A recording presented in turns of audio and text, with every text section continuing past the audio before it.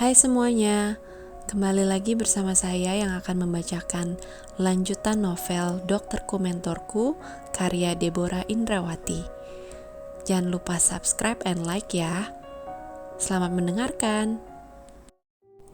Suatu kali karena kesal, setiap saya minta cerai, dia berkata dan berlaku seperti itu. Saya buang semua makanan yang dia bawa ke tempat sampah. Tampaknya dia jerah. Tidak dilakukannya lagi cara seperti itu bila saya meminta cerai. Tapi dia ganti dengan kata-kata yang membuat saya lebih jengkel dan sakit hati karena dia mengusik kehidupan pribadi mama saya. Saya marah sekali. Kamu jangan bawa-bawa orang tua aku. Ini urusan aku dengan kamu. Aku tidak pernah menghina orang tua kamu, walaupun tahu kondisi mami kamu juga papi kamu. Coba buka mata kamu lebar-lebar. Lihat dulu ke dalam sebelum lihat keluar. Tapi sepertinya dia tidak mengerti perkataan saya. Tetap dia mengeluarkan kata-kata itu bila saya minta cerai. Dijadikannya kata-kata itu sebagai senjata pamungkas untuk membom saya. Karena saya tidak mau mendengarkan kata-kata itu, maka sejak itu saya tidak mau lagi minta cerai. Saya terpaksa bersabar. Namun kejadian bulan lalu membuat kesabaran saya hilang. Saya harus mengambil sikap, tapi belum terpikir apa yang akan saya lakukan ke depan. Karena sekarang pikiran saya sedang kacau. Memikirkan yang ada dalam perut ini dan saya juga takut ada apa-apa dengan organ intim saya akibat dari kejadian dari malam itu, kata Indah. Kamu periksa ke dokter tidak setelah kejadian malam itu? Tanya dokter.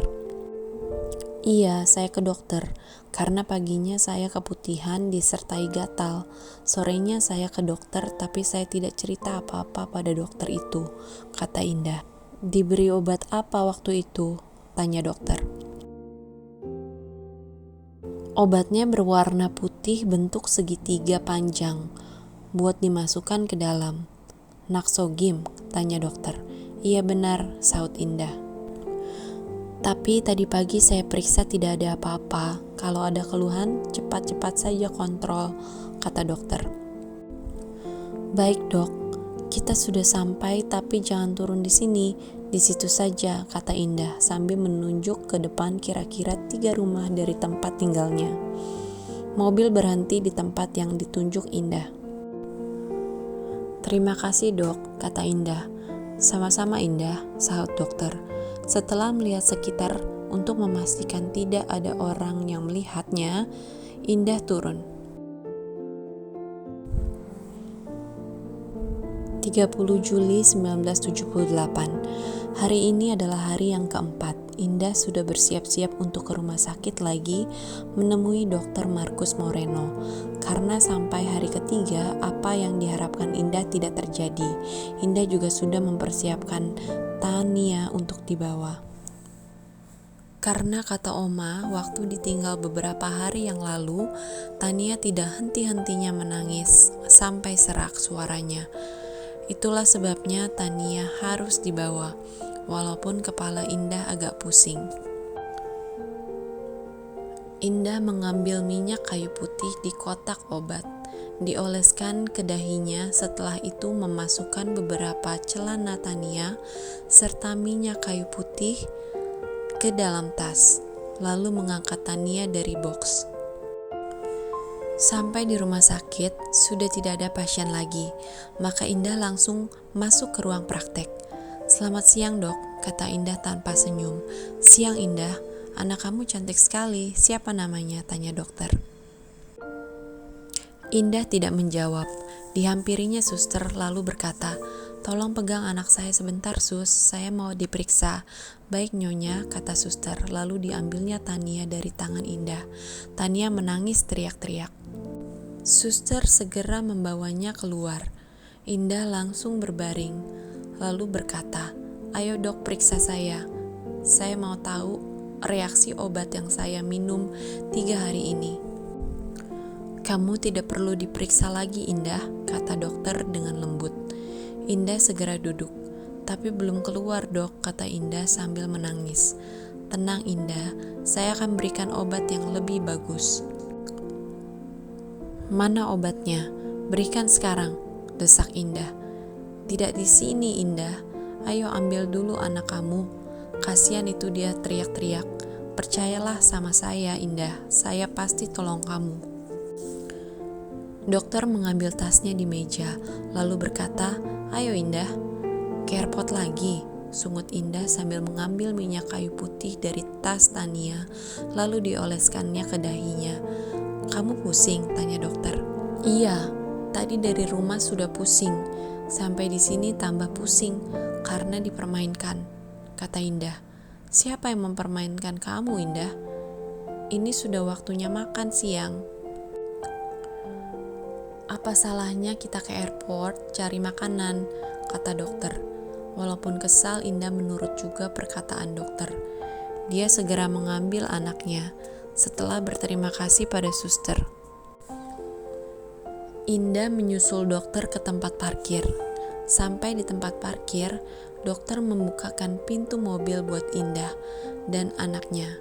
Mobil meluncur menuju airport Kemayoran. Tidak lama mereka sampai.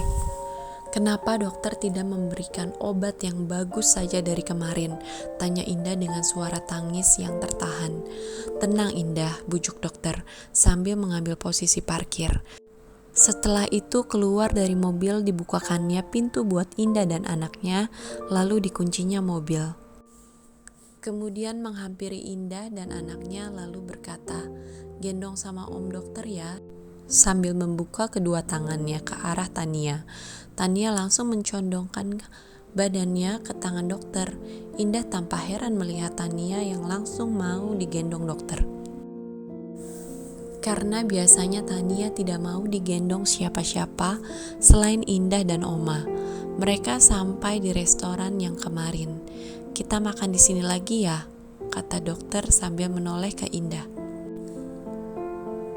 Terserah, jawab Indah dengan wajah ketus. Setelah duduk, dokter berkata, saya mau pesan sop buntut. Kamu mau makan apa? Saya mau obat, bukan mau makan kesini, saut Indah makin ketus. Iya, tapi makan dulu.